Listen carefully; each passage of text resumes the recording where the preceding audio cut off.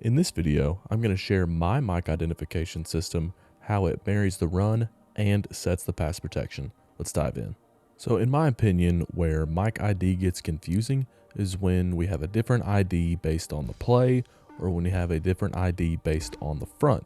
So what we need is a set of rules that can transcend what the defense does or what the play is called. And my rules for that are: in the run game, we're going to identify the second linebacker in the box as the mic, and in the pass protection, we're going to identify the backside linebacker. Now, in most cases, that is going to be the same player. If we're thinking about a common front that we see, the 4-2 or the 3-4, then the backside inside linebacker is the second linebacker in the box. But where things can get hairy in the run game are when we get that third linebacker in a 4-3 or in a 3-3 stack, and we're going to talk about all of it in this video. So here we've got a 5-2 underfront, 3-4 underfront, whichever one you want to call it, against just the I formation. Now don't let the I formation fool you. That's just so we can get the whole front as a picture, but the same thing works whenever we spread the defense out as well. And what's really nice about this front is that the second linebacker in the box is also the backside linebacker. So this week, it's always going to be that backside linebacker that we identify. So let's say that we are going to run the ball to the right. The second linebacker in the box is going to be the jack. This is who we would identify as the mic, and from here, we are counting play side and backside defenders that are off the ball. So the true mic linebacker is play side of our identified mic, so he is the +1. The next off-ball defender is the strong safety, so he would be the +2. And that's really as far as the count goes. Most of the time, I'm not really going to include the corner in the blocking scheme unless we're running like something like Zorro Cat, but even then the cat tells that we are going to the corner, not we have to count to the +3. So on the play side, we count pluses. On the back side, we count minuses. And the only non-corner off-ball defender to the backside is the free safety. So where we go from here is in the run game, our plays are all about who has which off-ball defender. So going back to our run play to the right, let's say we're going to run 18F Weasel. Weasel says that the fullback is responsible for the +1. So we've identified the mic, we've pointed him out, and the F knows that he's going to the first off-ball defender play side of our identified mic, which is the actual mic linebacker, or what we would call the +1. Then the blocking surface has to take care of everybody else. Y would have the Sam, right tackle would have the end, and then since the +1 is already handled, the left guard can work backside, and we are manned on the backside from there. So we'd be running 18F Weasel. Now this also works flipping it to the other way. If we wanted to run 19F Weasel, our second linebacker in the box is the mic. Our +1 would be the jack. +2 would be the free safety. -1 the strong safety. So fullback knows he's got the +1. Left tackle and left guard are blocking out. Center and right guard would be going to the mic. Then we would be man on the backside from there. This would be 19F Weasel. All right, now let's look at sift. So we're running 18, going to be outside zone, wide zone to the right. Our second linebacker in the box is still the jack. Got our +1, +2, and -1. Now the blocking surface knows that we don't have anybody leading based on our F sift call. F sift, remember, is going to tell the fullback that he is running the split zone, and everybody else needs to account for the other box defenders. So Y would have the Sam, right tackle would have the end. Here, since the +1 is not being targeted by the fullback, that's where the right guard would go. And we would be talking about his shuffle deep technique where he's reading the mic. I do have a video on wide zone blocking technique, and that is something that we talk about in that. I'll get that linked in the top corner. But here the left guard and left tackle know that based on the call and based on how the rest of the combo calls have shaken out, that they need to cut off the tackle and take care of our identified mic. So on zone plays, it's about who are we inserting to, whether we are a fullback team, whether we are a 11 personnel, maybe the Y's off, and we're going to use him sort of as a fullback and insert him in different places. In zone, it's about who has which defender based on the identification. In gap schemes, we are going to block down to the mic and wrap to the +1. So let's say here we're going to run 16F Charlie or GF counter to the right. We still have our same ID, the second linebacker in the box that's going to be the jack. The left guard is going to pull and kick the Sam. Fullback is going to wrap to the +1. Now the left guard is going to make a back call because he's got a B gap defensive lineman telling the center to block back. And that's also telling us that the tackle tight end deuce is going all the way back to the jack. And the left tackle would have the will. So this would be 16F Charlie, and we can still see we're blocking down to our ID, and then we are wrapping to the +1. So remember, for zone, especially two-back zone, it's about which defender is the F or that Y, the Y off. Which defender are we blocking? Are we isolating? And what's awesome about that is if you're an inside and outside zone team, you can keep the same tags. Whether we're running inside zone or outside zone, Weasel means that we are blocking the +1. We could be running 18 F Weasel here or 14 F Weasel, but the F still has the +1. And then on gap schemes, we're blocking down to the mic and wrapping to the +1.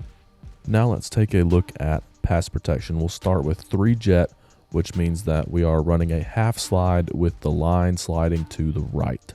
So with our pass protection rules, we want to identify the backside linebacker because that's the one that the offensive line is going to account for. So the left tackle would have the will, the left guard would have the 3, and then we would have a 3-man slide backside. The tight end is not going to be in the protection. And this is where sort protection comes into play because we have 3 down. So the right tackle is going to have to take the Sam. The right guard is going to have to take the end. The center is going to have the nose. Well, who actually has the mic? That is to be determined. And I talk about the mechanics of that and the scheme of that in my CoachTube course. We'll link in the description below. But for jet protection, the running back or the fullback, based on which jet you call, is responsible for the +1 to the +2. It's a dual read. And actually with this sync call, that means that the running back is going to be adding the mic to his progression before getting into his check down. But where the mic identification comes into play here is that it's our dual read from the +1 to the +2 for the protection back, whether it's the halfback, whether it's the fullback. In jet protection, they're reading +1 to +2. Now, if we flip it the other way, the jack is our backside linebacker, and we are going to end up with a 4-man slide to the left because the right guard doesn't have anybody in the B gap. So the right tackle is going to have the end, left guard would have the nose, the center, and the left guard would be squeezing the nose back to the jack, and then we are 2 for 2 on the backside from there. The free safety would be the -1, and that's where the sync call comes into play, is if the -1 presents as a rushing threat, and that's one of the reasons we would make that sync call, is if the -1 is down in the box and presents as a rushing threat. But he's not presenting as a rushing threat here because he's playing that deep safety.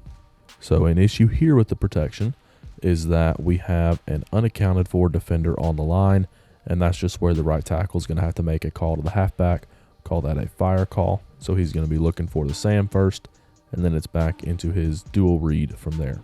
Now this is also important to the quarterback too in terms of his hot routes. So in jet protection, the quarterback is hot if both the +1 and the +2 blitz. Now in this case, that does include the Sam because we get the fire call, but this is going to help the quarterback know when he's got to grip it and rip that hot route quickly into the down. So that's jet protection. That can be with a fullback, with a halfback, either one, doesn't matter. The protection back is responsible for the +1 and the +2. Let's talk about H protection, which is a 7-man protection, still using jet protection mechanics. So if we're going to run H3 protection here, that means the protection is going to the left. Our backside linebacker is the mic. We've got our +1, +2, and our -1 that are all important. The left tackle would have the will, left guard the 3, the same thing that we had before with our sync call. Now generally with H protection, we're going to have one protection back responsible for the +1 and the mic if we get that sync call, but if not, then we will just be responsible for the +1. Then the other protection back is responsible for the +2. And what we get there is if the one player that you're responsible for doesn't blitz, then you get out into the route. So here the halfback, he's responsible for the +2. If the safety's playing high and we have this H protection called, he's just going to simply check just to make sure it's not a late smoke blitz. And as long as that safety stays high, then he's going to get out in his route. He doesn't care what the +1 does. Even if we have the sync call, he doesn't care what the mic does here because his one responsibility is the +2. Same for the fullback. Let's say we get a pre-snap rotation and now it looks like the free safety is going to come off the edge. That doesn't matter to the fullback. He's looking from the +1, and then because we have that sync call here, he would also check into the mic before he gets out into his check down. But because we've got the 7-man protection called, he doesn't care what the +2 does. So that's a quick overview of 7-man protection as far as the mic identification goes. The last one we'll look at before getting into a 3 linebacker look is Scat. Now, Scat protection is different than Jet and H protections because it doesn't work off the outside in mechanics. So Jet and H protections work outside in for the offensive line because they know they have the help from the protection backs.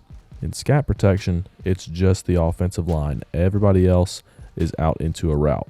So now let's say we're going to run 2 Scat here. The jack is still the backside linebacker, doesn't change the ID at all. Now we can do 2 things as far as the protection goes. We can either just keep the same mechanics as we did previously and then treat the Sam like somebody we need to throw hot off of, or we can make a fan call for the right tackle to take the Sam, the right guard to take the end, the center, and then to man up the backside.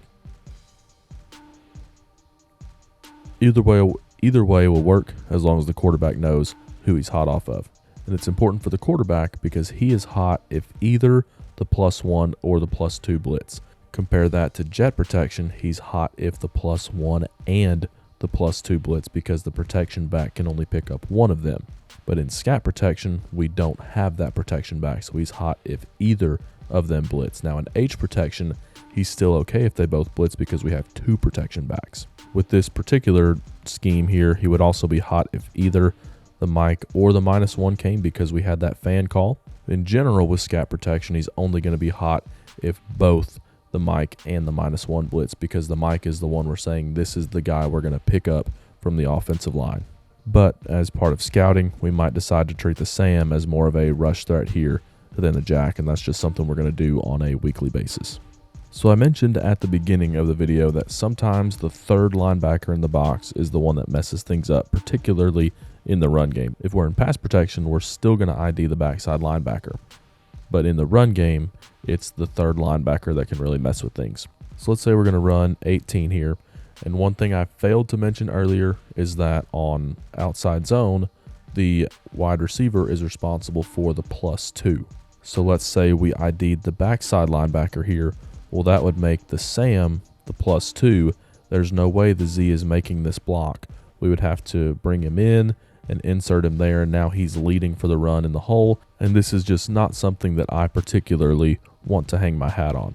So what we do now is we ID the 2nd linebacker in the box, which is actually the mic, and now the +1 is the Sam, the +2 is the strong safety, and we can get our Z blocking the strong safety, and I feel a lot more comfortable with that matchup. We have similar body types there. What this also does is bring the -1 into the box on these 3 linebacker fronts.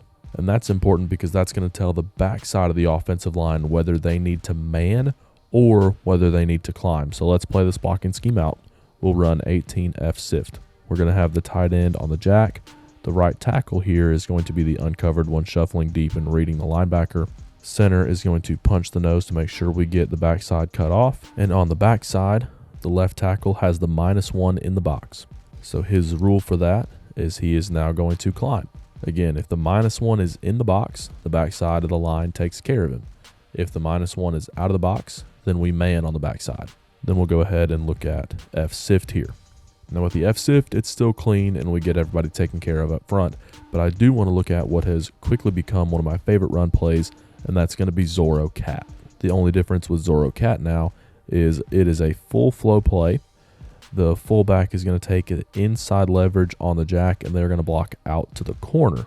And what this does now is it leaves the defensive end responsible for the boot. So we aren't always going to block everybody up front. especially if we get that -1 in the box. But being able to identify is the -1 in or out of the box quickly is something that's really important for the backside tackle.